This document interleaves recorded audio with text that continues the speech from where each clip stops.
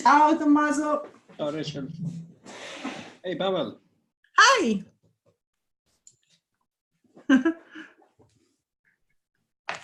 Hello. How are Hi, you, Pavel. Pavel? Are you driving? Yeah, I'm trying to figure out how to use it from Where are you going? shopping. Wait a second. Right, perfect. That's right. Orientation. Finally. Be careful. Is that just three of us now? Yeah, at the moment. So far, so Okay. good.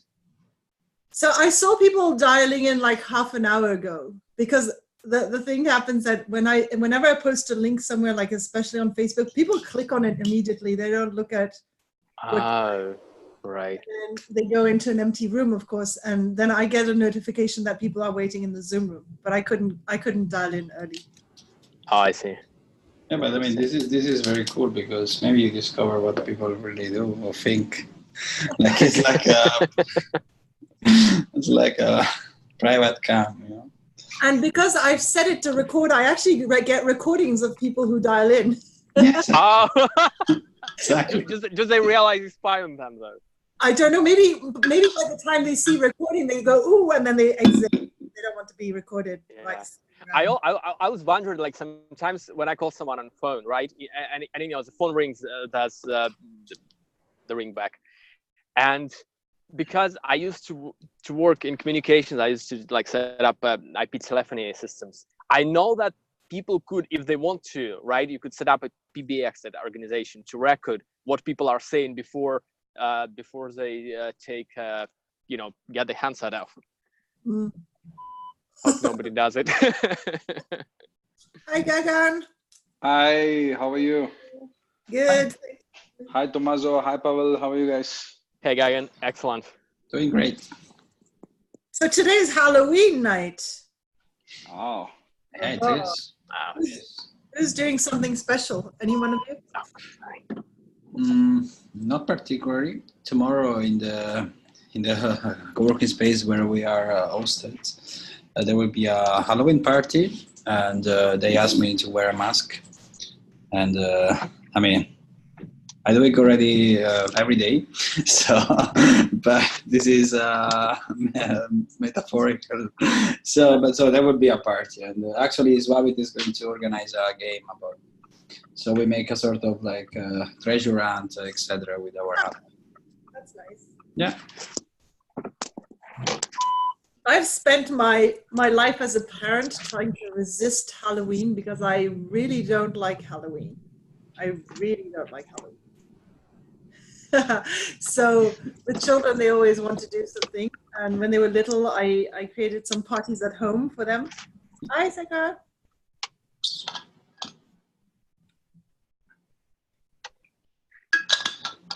Yeah, because actually, I mean, for an Italian, for a European, South European, I mean, Halloween, I mean, something which makes not so much sense, I think. No, and the thing is, in Italy, they did not used to celebrate it. There was the Festa dei Morti, right? And but there was no Halloween. So when I first moved to Italy, there was no Halloween. There was just in the American school. My children were in kindergarten at the American school, and they had it. Okay. Nobody else. And now in Rome, you have Halloween decorations in the shops already in September. Interesting. so is it same as the All Saints Day? Because Yeah. I work for a Swedish company and they have an All Saints Day, but I don't know if they follow Halloween. Well, I think they blended the two, right? Because the 1st of November is All Saints, or 2nd. Oh, okay. Okay. And they've kind of mashed it all together. Okay, okay. Hi, Miguel. Hi, Giovanni. Hi, Sekar. Hi. Hi. Oh, Pavel, are you in the red light district? Hello to everyone. Oh, well then. Then we should meet. I mean, maybe Rotterdam. You're supposed to be in Amsterdam, so let's see. We're closer. So there is also Anye. Hello. Hello. Oh. Hi. So she's one of my classmates at the bootcamp. Ah, you're one of the rare species of the venture scaling. We're so curious to hear about your experience. Yeah, because actually, I mean, this morning, I mean, in Rotterdam, so for somebody else could be night or afternoon. So I invite other bootcamper by simply sending them a message on the WhatsApp chat that we are part of, to ask them if they would be interested to share their experience and to mingle with other alumni, because I think this could be a format we can replicate in the future. So to, let's say, whoever comes from some program can share their experience with others. And I think that because, I mean, all the programs are similar, but all the programs are different. So there's always a special declination. In our case was just a scale up. For others is AI, for others is sport analytics whatsoever. So, and I mean, but everybody here is curious. So there is always there's definitely a market for it.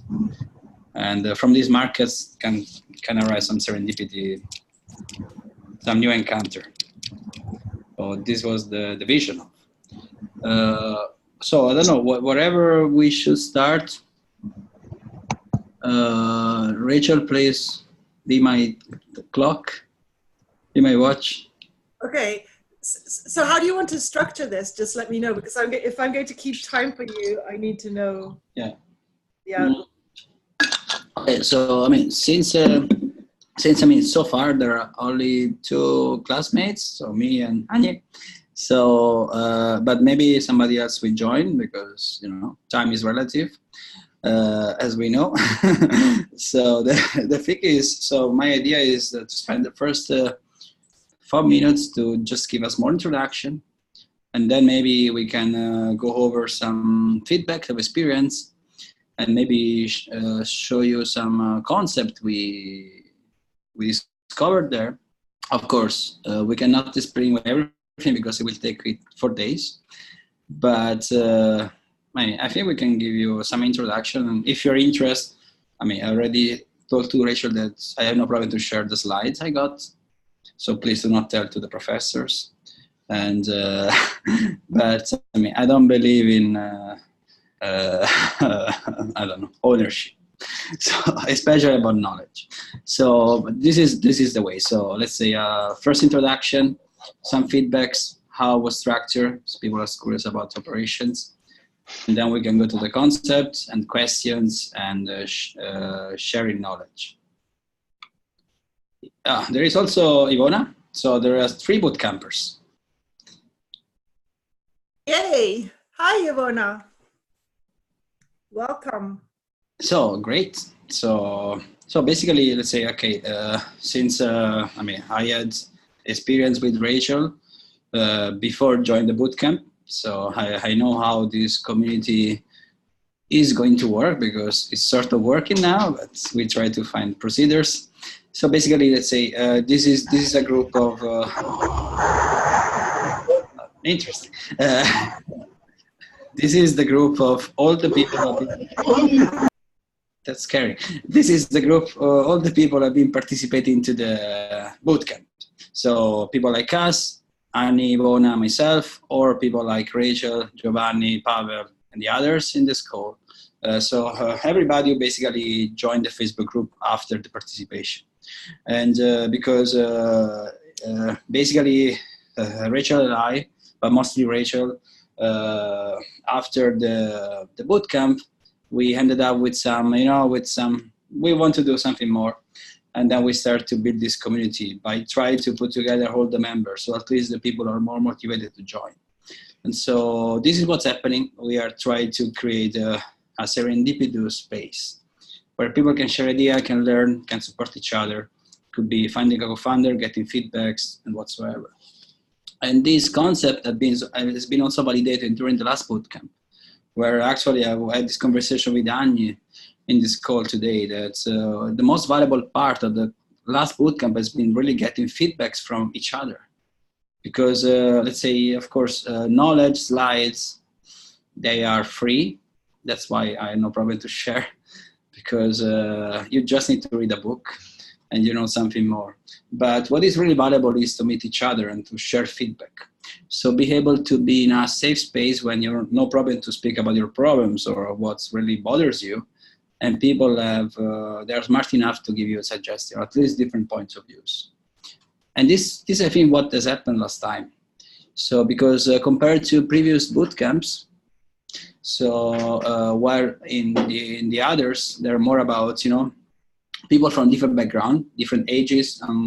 So they come with the idea, they maybe want to start something. And during the 7 days, they go through a discipline method, very hard. So you almost don't sleep. And you discover a methodology, which is the one written by Bill Olet, this professor from MIT. And so this is a method that you can read a book or you can go for 7 days. Of course, learning by doing is more valuable. So people remember easily more often. And it's something which I believe so, because actually the bootcamp team itself, they structured their company in this way. So they're very disciplined. So you discover how it works because they're good at selling to you. This has been my biggest discovery, revelation. While in this other case, in the last one, there were only people who have already have started. So let's say the group is more similar to each other. So because in the last time there was somebody who's a manager, students, somebody want to start. Myself, I was working for the university. I'm a researcher, so I wasn't an entrepreneur back then. Well, in this case, I already had my startup, and similar to myself, there are many other startups. We were about 60, and people more or less are at the same stage. So everybody has started. Some people have started, there are a bit more traction than others, but everybody is start to scale. And so this was the topic of the bootcamp. It's about scaling. Scaling happened when, there is this metaphor they introduced to us, this forest, nail it, scale it, sell it. So you are in the forest, you start with some ideas, and then you are try to discover something. And of course, a forest requires different attitudes. So the team needs to be small because you need to carry a small package, because you need to make fast experiments. But after you start to nail it, you start to see some signals, you need to scale it. And scale it, it happened to be the hardest challenge. And people in my classmates, they were about this stage.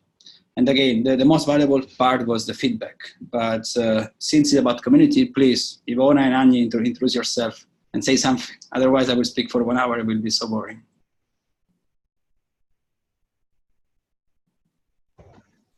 I can only attest to what you have said, and we've had that discussion, as you pointed out, that for me, the boot camp, it was the first boot camp, and I wasn't too sure what to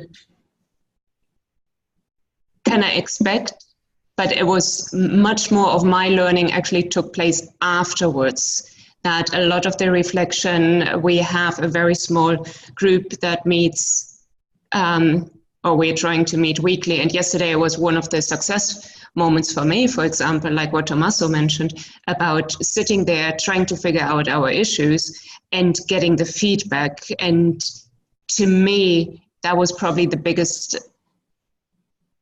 aha moment, that yeah, it's great to go to MIT, it's great to see Boston blue skies and all that, but it was the network afterwards.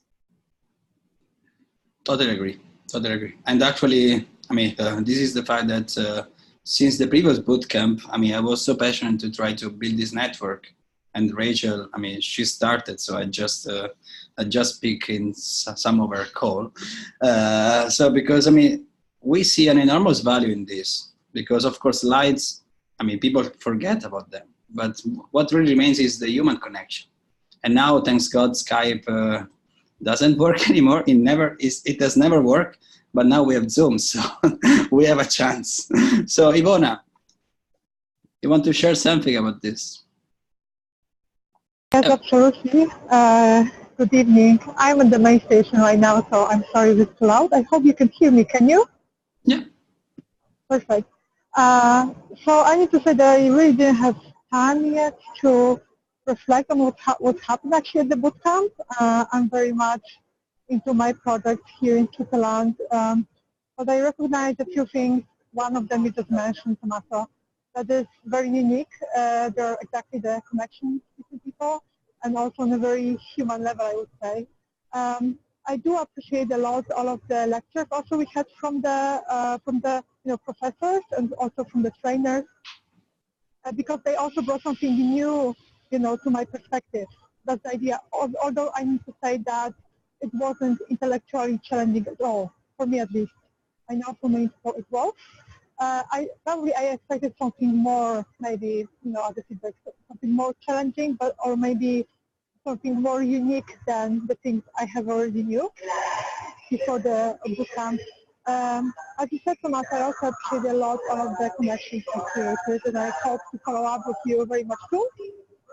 And right now, for me, it's also the time where I just need to sit down and reflect and see what I can implement, really. And there are definitely a lot of things I can implement. All of them, are mostly from you guys, right, and girls, from all of the participants. And also what I observed that, that not just like, human connection, but that's also business connections that are, in my case, very helpful for longer run. Yeah, that would be probably it. Even though, I would definitely recommend anyone to go to bootcamp. It doesn't matter if it would be in Cambridge or anywhere else in the world, because it's, it as a whole a very unique experience. Absolutely. Speak about people who attended more than once. There is John, who came directly from Brazil. He quickly came from Brazil. So John, who you are? Hey everyone. Sorry, I'm a little late here. I had a previous engagement, but I wanted to jump in and say hi to everybody. So I haven't followed the course of the conversation, but I'll just jump in and give a quick introduction of my experiences with boot camps. The first boot camp I attended was in Brisbane in 2017, and that was where myself and my co-founders, Thiago and Amori, founded Quick Brazil, which was my first startup, and we've been working on that now, like I said, since the boot camp in 2017. And so then more recently, I was in the scaling bootcamp to try and find new ways to scale that business farther. And really enjoyed that. That was in Cambridge. I'm located just north of Cambridge, a couple hours north in the state of Maine. So it's kind of funny that my first experience with MIT was in Brisbane, halfway across the world. And but this one was the most recent one. The scaling bootcamp was a little closer to home, and so I didn't have to fly for that one. So that was kind of convenient. And then my other experience with the boot camps is I've served as a coach for the online boot camp as well. So, hi everyone. Okay, so thank you. This is very valuable. So just to give a small understanding to John that what we're doing here. So today the idea was first of all to try to encourage serendipity among the members. So to sort of facilitate the fact that people from different classes can see at least the faces, and maybe something will come out, something no, but at least we try. So this is the reason why we're here, and more important, since people who haven't attended this one, they were curious about. They want to know something more from about it, about our experience. So we can also touch upon some concepts we have been discovered there, and some of them are very easy. The concept of nailing, scaling, and I already promised everybody that I have no problem to share the slides. So I want to state it again. I don't believe in copyright. So this is the idea. So, and since but everybody, that's the beauty of it. Maybe that's the reason why we got in, because we share at least values. Everybody understand, at least everybody express the importance of human connections.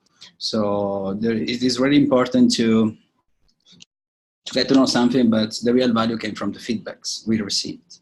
And this is something that I also told to Annie and to Rachel, that it would be a great to have these feedback sessions where you sit in a room like that. You can say, hey guys, I'm working on this, I'm doing this, what do you think about it? And this is something we should definitely keep doing, because it's very valuable, because you guys are smart. So I don't know if there are some questions from students, feel free to ask. Yeah, we will do our best. So speak about, let's say, the last bootcamp. So just, let's say, to start, it was in Boston this time. So for John, it was closer to home. For me, it was same distance, because Brisbane and US is from Europe is the same, more or less. Not properly. Brisbane is fucking far. Yeah. So this time it lasted for 4 days. And it was most about networking. So people who experienced the normal bootcamp, let's call it level 0, they got used to super intensive time. You almost don't sleep, especially before the last day, the demo day. So this time was more light. So it started around 9 in the morning and it finished around, I don't know, about 10. And maybe sometimes there was also time for a beer, because this time it was more about networking and trying to facilitate connections. While the other time it was properly designed to squeeze you out and to make you remember about the 24 steps. Actually, for Anya and Ivona, who haven't participated in the previous ones, I already suggest to Anya the book written by Bill, because I think it is always useful. So if you want to start, if you want to refresh, if you want to validate 24 steps for a successful startup or something like that, but 24 is the magic number, because there are 24 steps which guide you to a systematic process to sort of validate, estimate, understand if your company is going somewhere or not. Of course, theory is always different than practice. Maybe there are 48 steps, power to 1,000, but a book has to be contained. But speak about the last one. The last one was about 2 main topics. One is about scaling. That's why the reason why people applied and people got selected according to which states they are. So you need to have a company, and it needs to be somehow destined to scale, hopefully. Speaking for myself. And so scaling was one of the big topics. And the other one, they also invite a Silicon Valley company, or I don't know, venture capitalist firm, one of these guys recently wrote a book about, call it blitz scaling. So there was scaling and blitz scaling. Blitz scaling implies more velocity. And this book is written by a guy who co-authored with a LinkedIn co-founder, Reid Hoffman, who is somebody wrote blitz scaling. Yes, it is. And this guy wrote a book about how to scale extremely fast. And so he had, I think, 1 day of workshop about it. And so, but if you want, you can read the book. But also, let's say, Reid Hoffman himself, and also Chris Ye, who actually happened to be our teacher, they already taught this class at Stanford.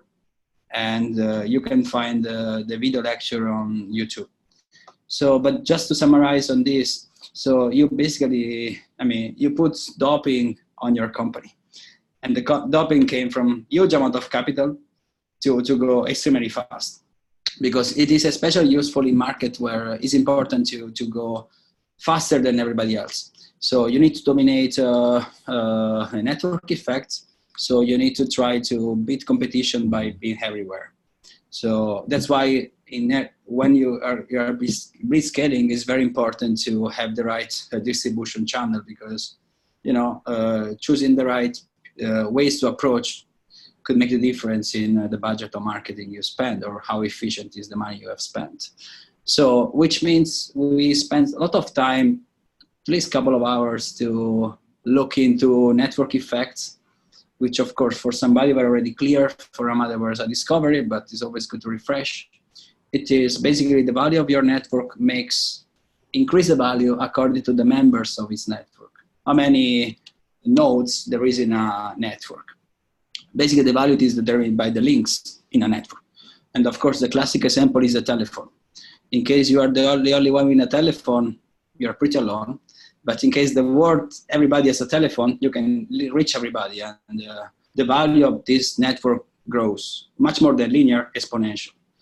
So, but we dedicate a couple of time. But anyway, you can find a lot of information in a website, which is another Silicon Valley firm, which is called NFX. If you type, I just share in the chat, actually they have a Bible of network effects, which is very valuable. And they start from basics. So they understand direct network effects, which happen between two people in the same, let's say, platform. User to user, Facebook is a case of the network effect, and cross-site network effects. When your platform depends on two sides. So eBay, people sell, people buy. You need to build two kind of cases, but of course they benefit from each other. The more people are somewhere, the more the others are willing to join the network. And of course it implies how do you solve chicken egg problem? Their answer is once you find something, put a lot of cash on it and try to be the first one. So this is more or less what I've learned from Chris Ye. Just my personal notice. It was nice to see the difference between people from Boston who came from academic background, or more or less, I don't know. I don't know nothing about US, but let's say East Coast, and those people from Silicon Valley, so very Silicon Valley approach. So for them, everything looks very easy, and it's just a matter of capital. While the people from Boston were a bit more academical, and for everything there is a case study and some reference to quote. There was my opinion about one of the parts of the bootcamp, which was about blitz scaling. The other one was about scaling. But maybe before we move on, maybe somebody of the people who attend the bootcamp want to add some comments or add some piece of information. Or if you have some links, feel free to share in the chat. It's going to be beneficial for everybody. Yeah, I'd jump in here real quick and just make a comment about blitzscaling. I think it's it's very important to understand whether your company is a blitzscaling company or not, because in a way, if your company is not a blitzscaling company and you make a mistake and approach it in a blitzscaling manner, it's probably the fastest way to sink your company, because some of the rules of blitzscaling is things like ignoring your customer input and borrowing as much money as you can. Some of these principles would work only in a blitzscaling company, and for other companies, that'd be the surest way to bring on disaster. So that's an important prerequisite to evaluating the blitzscaling framework is, does my company fit the model of a blitzscaling company? If so, then proceed with the framework. If not, be very careful, and avoid probably some of the principles of blitzscaling that aren't going to apply. Yeah, absolutely. This is very valuable. Actually, I mean, this topic of today is about WeWork. So the question is, was it WeWork a blitz scalable company or just a blitz failing? So apparently the market is going for the second option, and everybody is learning a lesson, and maybe there will be less capital available in the future because of their failure, or their blitz failure. But definitely, so this is important to understand. So, and of course, in order to be successfully blitz scalable, you need to benefit of a network effect for sure, and some other principle. But I mean, all the topics can be found on the book, and I don't want to advertise any book. I don't believe in copyright, so why should I speak about somebody else's book? So I would be happy to send you copies, but you are so naughty, Tommaso. Sorry? You're so naughty. This call is recorded. Oh, yeah, I mean, I don't believe in I mean, nobody's going to watch. I hope. Everybody is so busy. It's like go viral.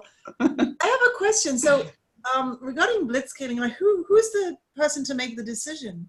In the sense that money has to come, like where's the cutoff point, and where's the kind of list of boxes that need to be checked? Is that kind of what they told you about at bootcamp? So how to understand whether your company is appropriate for blitzscaling or not. And I was also wondering, isn't it the investors that are going to say yes or no to your company? Like where does the decision making lie in all of this?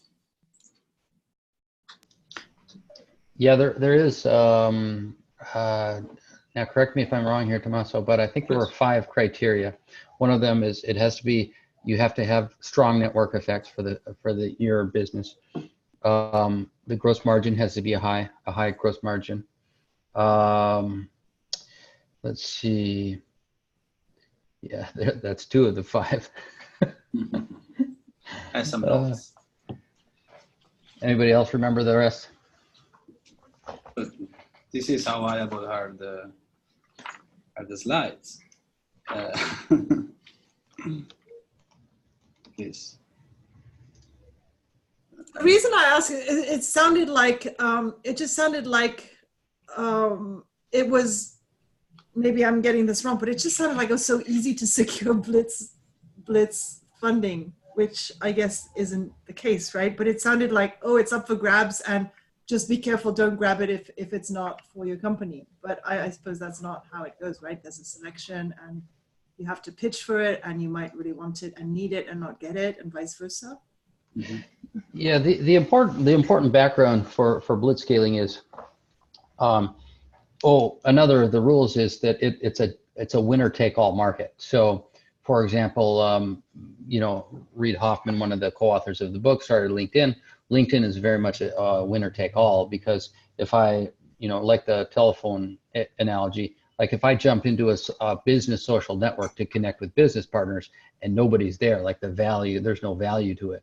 And so if somebody starts a competitor to LinkedIn today, it's just about an impossible thing to overcome the network effect that they've already developed.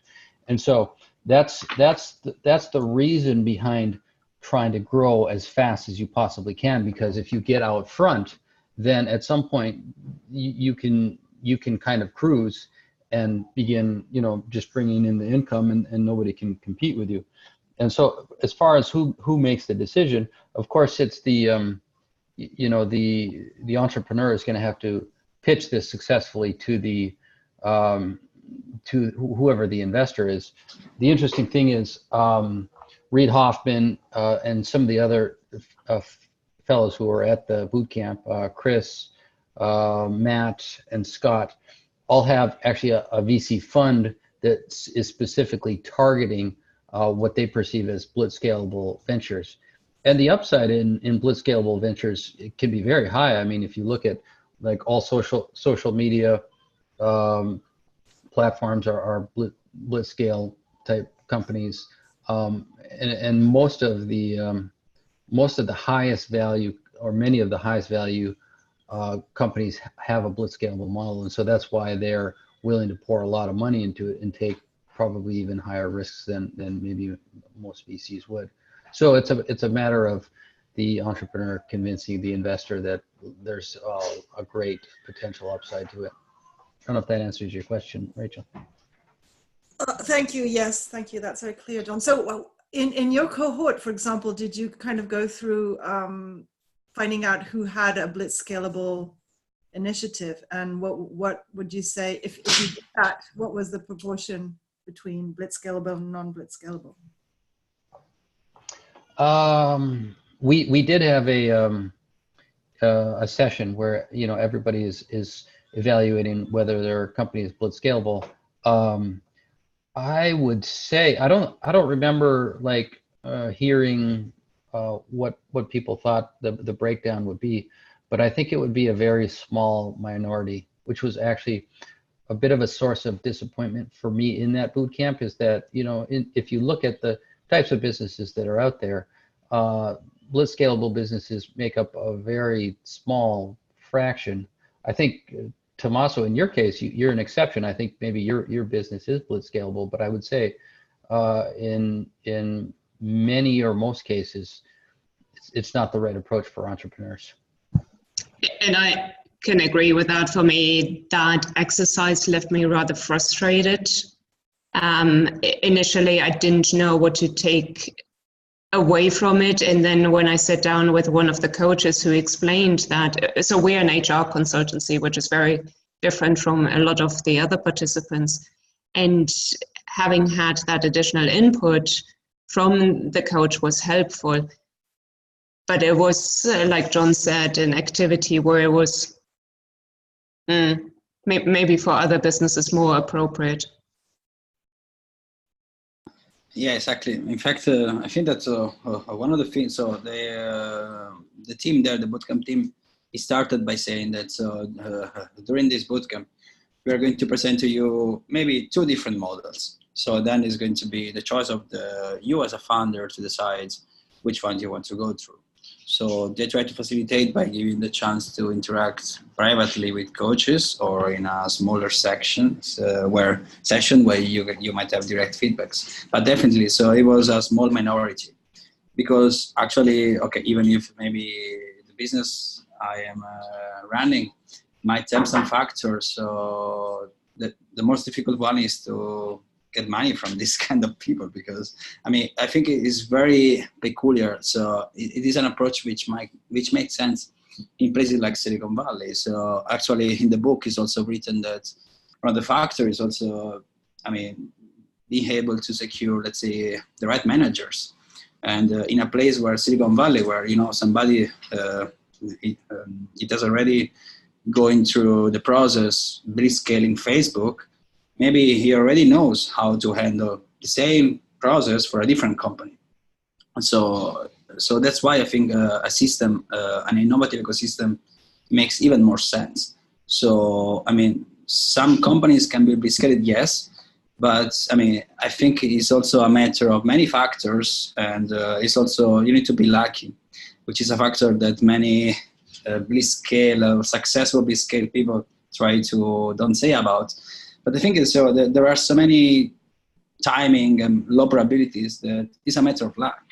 And especially the place where you are is very important, because some investor, because this, I mean, you need to put gasoline and a lot of it, because you need to burn a lot of cash. I mean, Uber it started as a blitzscalable, but then people notice that since, I mean, there is not so much different by waiting 2 minutes for a driver or 5, so it doesn't matter how many drivers you put. So the network, the value of this network doesn't go up to a certain level, because as a consumer you perceive as a commodity. So they realize that they're burning money. So blitzscaling can be also a fast way to burn a lot of cash. So I mean, it is something to, I mean, it is something useful for to be a knowledgeable startup founder. It's something to maybe take some inspiration of. But I mean, I think it was an intellectual test exercise.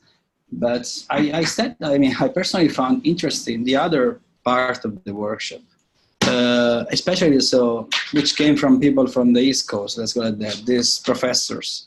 So especially so this framework used by the professor, the dean of the Asian Business School, Loredana, she has a Romanian surname. I'm going to send you a TED talk of her in the chat later. So she frames every system which evolves into 3 stages, no? The forest, the mountain, and the ocean. And I mean, I found it interesting, not because of the metaphor, which, okay, it is effective, but you can come out with many other metaphors. Actually, LinkedIn co-founders say, if you're running a startup, you make a plane while you're falling down. You need to make it work. So, I mean, everybody can have his own metaphor about startup life, but more or less they express the same problem. So you need to survive in a hostile environment where all the factors are against you, all the odds. But I also find interesting that she always scaled down to the human aspect. So, and I personally find it useful. So when, let's say, I need to choose new people to hire or new people to collaborate with, so different stages that require different skills, and different skills, not only technical, but also emotional and humanly. Because if you need to survive in a forest, you need people who have a certain attitude. Well, if you need to sail, so you need to hire a CEO who is the CEO of General Electric. He's a different guy of a nailer. So at the end, she was able to sort of crystallize some human stereotypes: the nailer, the sailor, and the scaler. And most of the time, somebody just loves to nail stuff. So he tried to fix and find a market fit. But after it, for him, it sort of became boring, because different stages imply different challenges. And for somebody, some of them could be super exciting, like especially in a scaling part, to try to make sense of all the chaos you've been generating in the previous tests. So you start to scale when you need to start to have a need of processes. How do we establish a sales process? Because before it was always an hack. We try to make everybody's happy and try to reply to every email. But after you start to establish procedures, and so maybe somebody is very happy to make procedures, but most of the nailers, maybe they're just happy to try stuff and in a very chaotic, creative environment. So I found very interesting this correlation between the stages and the human characteristics.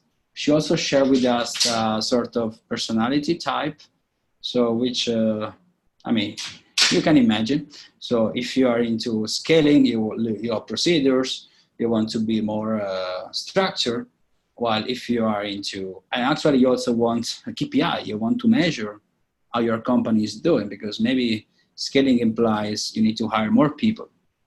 And in this sense, it is useful, the metaphor of the mountains, because when you scale, the mountains constitutes of a long line of employees. So you need to be sure communication goes differently and more efficiently. So you need two kinds of leaders: the guy who's able to guide everybody, but the leader at the behind is able to keep everybody going to the same direction, which is different than the metaphor of the forest, because in a forest you need experts who's able to fix stuff. You don't need corporate people. So I really found interest in these metaphors. Speak about, let's say, the concept itself. We went through several of these scaling techniques, so making processes. And this part was taught by another professor, Charles Fine, which is a real professor, a proper academic, and he guided us through some cases, some case studies, how to structure a process, and he also used some example. For example, this design company, IDEO, which actually is the most successful consultancy doing design in the world. They won Alumni Mixer prizes, and so making processes is very valuable. But also try to make a platform of your business. So try to go for different segments. And funny enough, let's say the bootcamp team, because this is a case study that everybody here knows, they're sort of scaling right now. So they went to the forest. Their organization was meant to make new bootcamps, so to try the market fit. So as a matter of fact, they tried different cases. They tried the bootcamps, so going to Brisbane, but they also tried the MOOC, the online bootcamp, so the corporate ones, to see which one works better. So where is the real fit? But now one of the processes of scaling is that they need to hire different people. And in their case, people are more concerned about communities, because then the focus means, okay, what do we do about all the people who have been hired, or we've been, we give you some tools. Because before they didn't think about it, because you shouldn't think, because you need to be focused and efficient in what you need to do in order to survive. So somehow in this framework, it makes sense. But also, let's say, one of the extra skills or techniques to scale is to focus on different segments. So you try to repeat the same nailing process for a different segment. So you've been established in one sector. For example, in the case of bootcamp, they know that they're selling very well the bootcamp level 0, the basics, and now they try to understand new segments. And we, as a scaling bootcamp, we represent a second segment for them. So this is very fascinating. I don't know. some feedback on this? Anya, I remember you were commenting with me when we were in Boston about it. Sorry, I have to admit I was just distracted here with something else for a second. Yeah, no, no problem. I mean, my thing that I mean, you want to add something about this scaling framework, or which one of the elements that you remember to be more useful? Because maybe these second techniques differently than the other one, the bliss scaling, it happens to be more useful for your case. Yeah, so what was really useful for us was when Loredana handed out, or we were talking more and more about the different personalities, and for us it was the realization that none of us are nailers, we're all the sailors. So when you're established, and in order for us to get to the next level, we need to bring different personalities on board. And that was a huge insight, because we've been struggling to identify certain team members to join. And it just really emphasized, you got to do something now. Mm-hmm. Absolutely. I don't know, Ivona?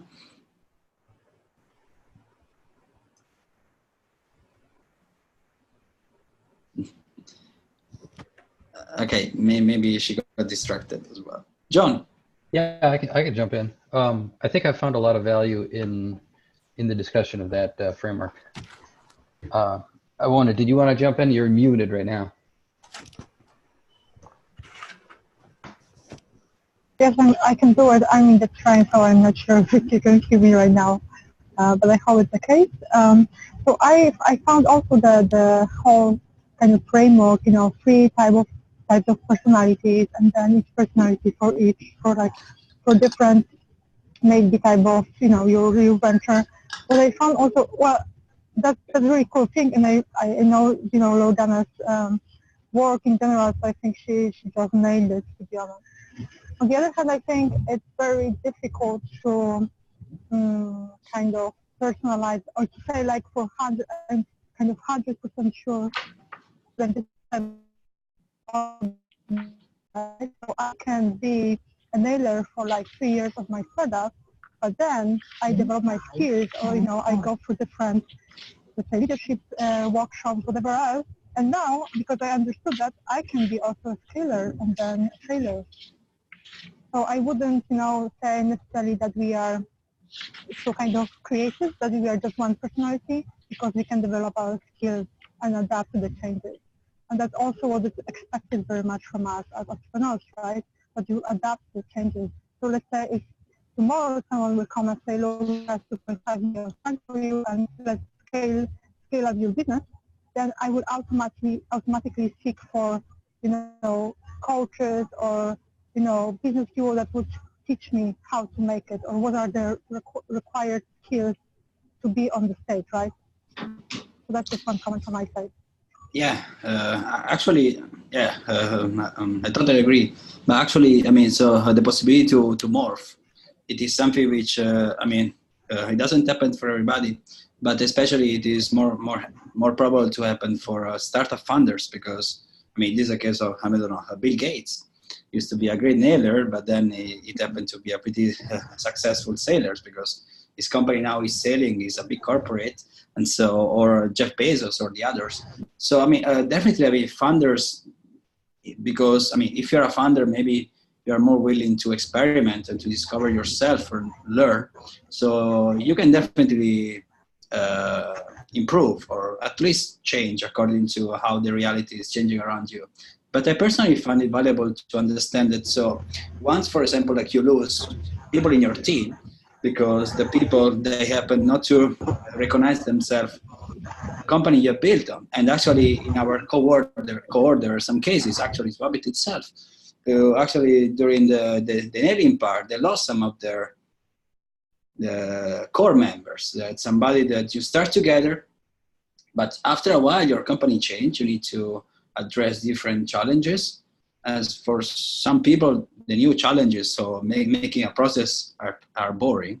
It's not about, okay, let's act, let's let's make something new, let's try if it works. So I understand that, I mean, losing these people is not a big deal.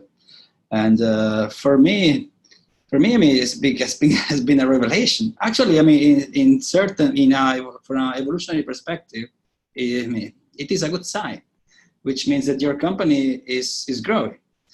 So, I mean, this is my first company. So, I mean, you don't know, especially human. I mean, I'm an engineer, so human are complicated matter. So when the first time you have to fire somebody, it's weird. Or the first time somebody tell you, I don't like this company anymore. So why? Until 2 weeks ago, we were dreaming together. But maybe this is not a big deal because the company is changing, and you need to change your team. It's like a snake. You are changing your skin. This for me has been fascinating. So of course, I try not to use as all the time I need to fire somebody. You're not an elder, goodbye. But definitely, you have more. You have more tool to understand the reality around you, especially when it's happening so fast. Because generally, this scaling part is very fast. Because the moment you nail it, and then you need to run, and running means you don't have time to process all the information around you. And the fact that you have these lenses to see reality, I mean, for me, it's been very helpful. And the next time somebody is going to tell me, that's not the company I start with, doesn't company represent me, I would say, yeah, that's good. So, which means we're growing. So, I mean, growing doesn't mean being exciting. I'm pretty sure Microsoft now is much less exciting than 30 years ago. But I mean, I think if you ask Bill Gates, is pretty happy with the results. So, and, Tommaso, your account of the bootcamp as an enterprise scaling, as an initiative scaling, is that a case they actually illustrated to you, or is it just you're extrapolating from what you learned and applying? Did they actually speak about that? Well, yes. I mean, actually, it's funny because the bootcamp is a very funny group of people.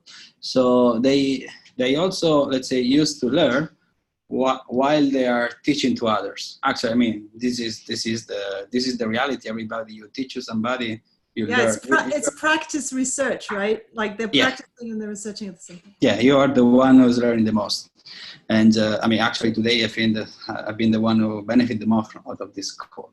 But so I mean, during the bootcamp itself, they were definitely think of themselves as a scaling organization. And so actually during my chat with Erdino, the others, this metaphor came to the discussion because I mean, it really illustrates very well the stage where they are, because they sort of find a market fit, which has some limitation. For example, Below cannot be everywhere in the world to give workshops. So they need to segment to other customers. So that's why it makes sense to invite other professors from the Sloan Business School to give them new. I mean, in this way you can get rid of Below and you can use other professors. So because it was very interesting. Yeah, but so this is a fact. It's not just my fantasy. I have a lot of fantasies, but this is a reality.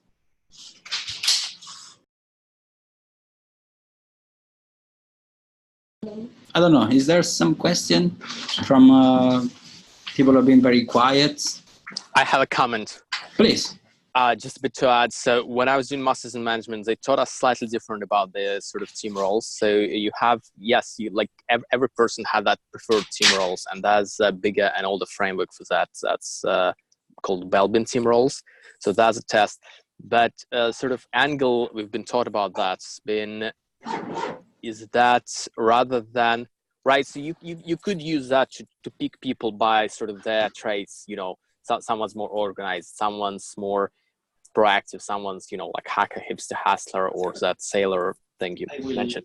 But the other way to that is once you become aware who you are, you could use that to sort of realize, so you know who you are, you know who other people in your team are, and rather than seeing that you figure out you're all kind of same as a limitation, you could use it to sort of consciously fulfill the roles that you're not taking in your natural way, right? So it's not like, I wouldn't see that as necessarily as a limitation or as a factor to that if we don't have a certain role in the team, we have to hire someone. Not like that's not necessarily. You might be able, if you keep reminding yourself that you don't have that role fulfilled, you just keep reminding yourself, okay, we have to look after that part of the role spectrum.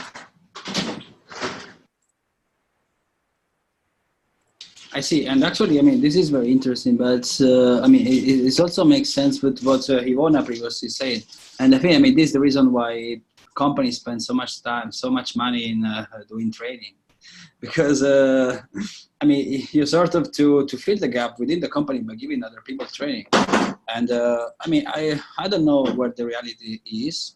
I think, I mean, maybe I mean, if you do a master in management, you are more willing to learn about techniques which applies for big corporates. So while, I mean, maybe this framework, especially the way you should handle employees, maybe it makes more sense in the case of a startup, because in a startup, I mean, besides your stages, I mean, at least for the first years, you need to be fast. So which means you need to fire fast, you need to hire very slow. So the same rules. And maybe say in a context of a startup, maybe it makes more sense to for the best option in the market rather than try to make your own ideal coworker. I don't know, maybe, I mean, the reality is always in a gray area, but I think that this framework applies very well in the case of startups, or at least give you some extra tool. In a corporate sector, I think it's different simply because, I mean, the job market cannot give you all the people you always desire. So maybe it makes sense to invest in training, and it makes sense to make a company which is able to learn, because the environment always change.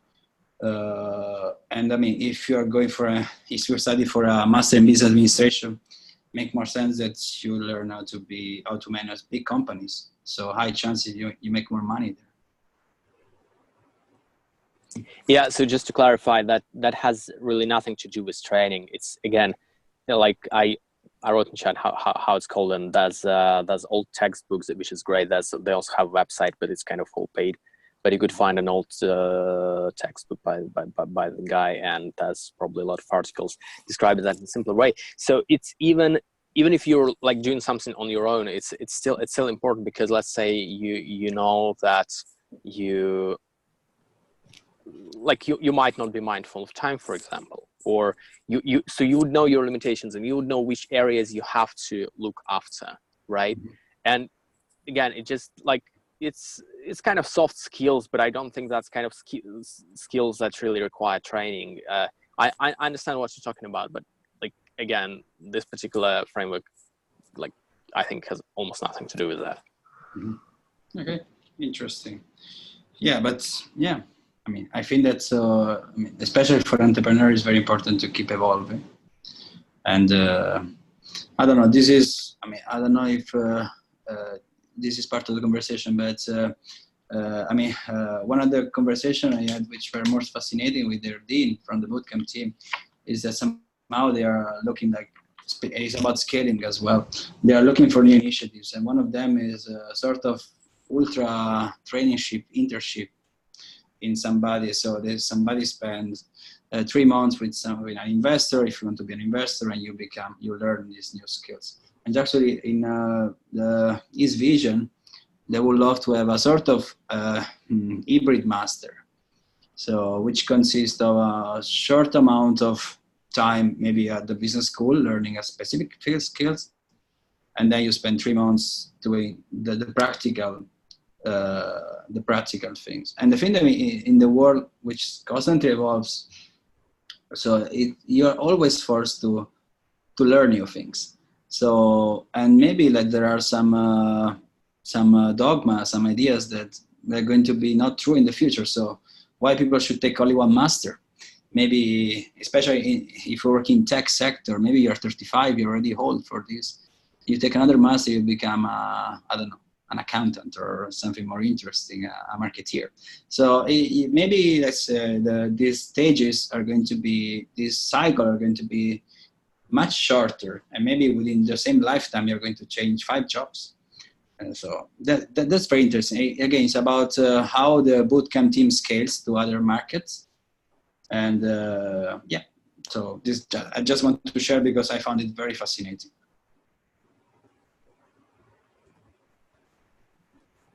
Thank you very much, Tommaso, for leading this, and thank you so much, Annie and Ivona, for joining us and sharing your knowledge. So, well, time is up. We're at the top of the hour, and Tommaso, you didn't show us the slides. Oh. No, I'm just joking.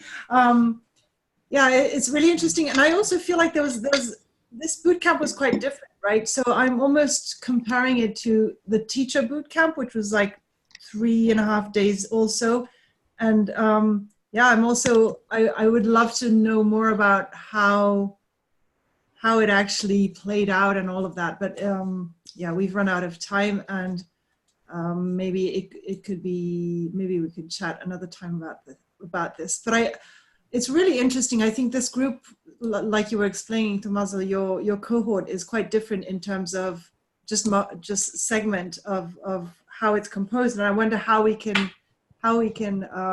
blend the knowledge between the various cohorts. Mm-hmm. And we also have cohorts with different specializations, right? So we have the one, the sports entrepreneurship, and I'm just trying to think like, how can we make this happen? And I think a lot of what can happen will have to happen online, which is like just seeding for then potential future in-person meetings. But this is the quickest way for us to connect, and we can actually even work like this, like we've done in the past with the alumni hacks. So it'd be really interesting to see. I would love to know from your cohort, Annie and Ivona and Tommaso, like what are your pain points at the moment, and what would you like to see happen through this community, and how we could build towards that. So it would be great to kind of brainstorm about that, because I think if we know that better, then we could try and start to map and match how this could happen.